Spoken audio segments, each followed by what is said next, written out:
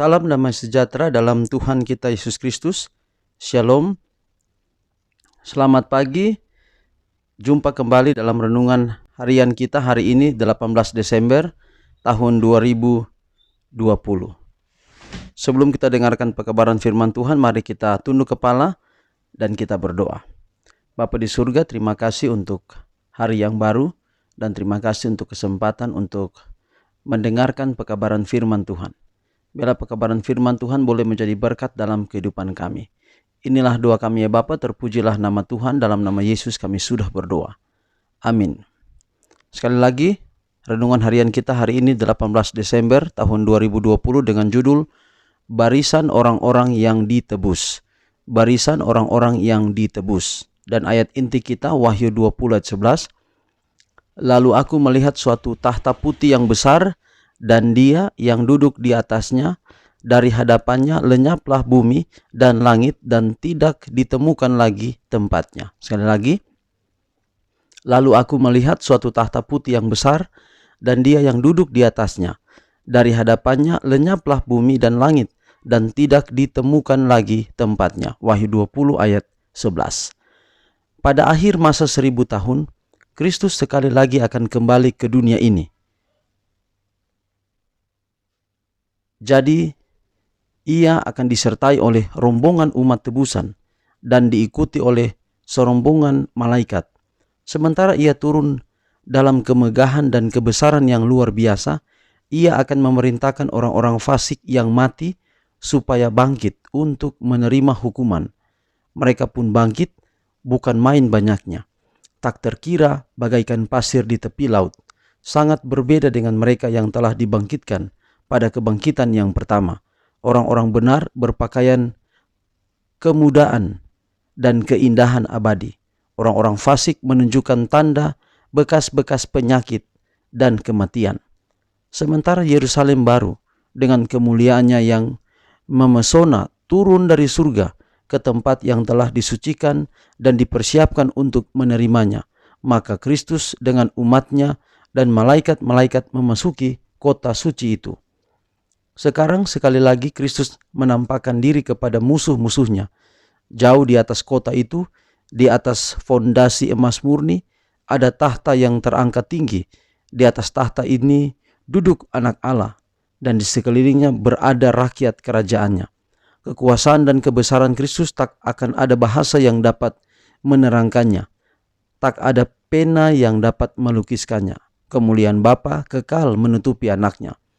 Gemerlap terang hadiratnya memenuhi kota Allah dan memancar keluar dari pintu-pintu gerbangnya, membanjiri seluruh dunia dengan kilauan cahayanya. Paling dekat kepada tahta itu terdapat mereka yang pada suatu waktu sangat bergiat dalam usaha iblis, tetapi yang telah ditarik seperti puntung dari dalam api, dan yang telah mengikuti juru selamat dengan penyerahan yang dalam dan sungguh-sungguh. Berikutnya adalah mereka yang menyempurnakan tabiat Kristen di tengah-tengah kepalsuan dan ketidaksetiaan. Mereka yang menghormati hukum Allah pada waktu dunia Kristen menyatakannya tidak berlaku lagi, dan berjuta-juta orang yang telah mati syahid oleh karena iman mereka dari segala zaman. Dan di belakang mereka ini terdapat suatu kumpulan besar orang yang jumlahnya banyak yang tidak dapat dihitung banyaknya, dari segala bangsa dan suku dan kaum dan bahasa, berdiri di hadapan tahta, di hadapan anak domba, memakai jubah putih dan memegang daun-daun palem di tangan mereka. Peperangan mereka telah berakhir dan mereka telah menang. Mereka telah berlari dalam perlombaan dan telah memenangkan hadiahnya. Daun-daun palem di tangan mereka adalah lambang kemenangan.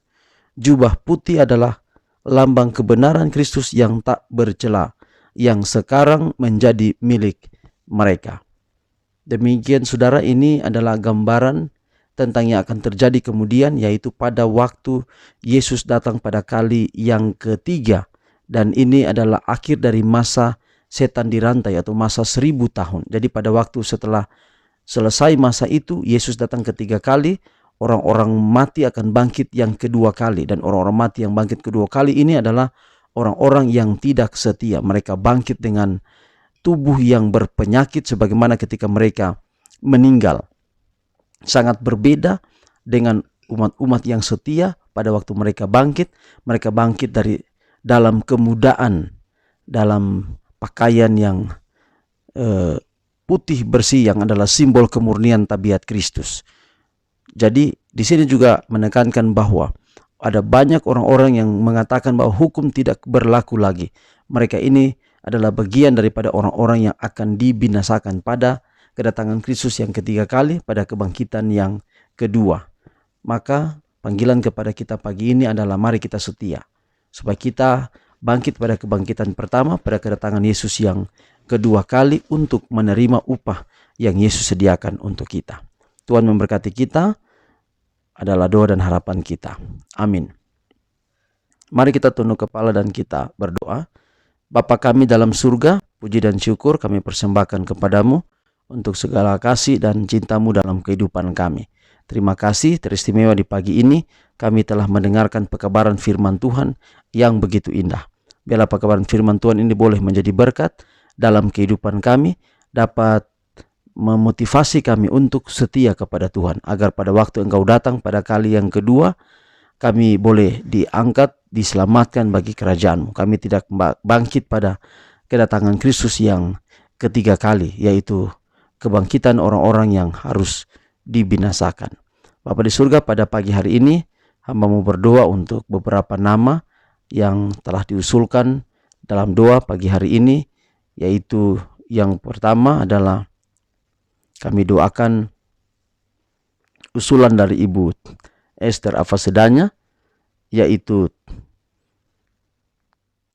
Gresina Afasedanya, Cici Afasedanya, Sintalia Duaramuri, Rein Carlos Maniakori, Rafael Maniakori. Sekali lagi, Gresina Afasedanya, Cici Afasedanya, Sintalia Duaramuri, Rein Carlos Maniakori, dan Rafael Maniakori.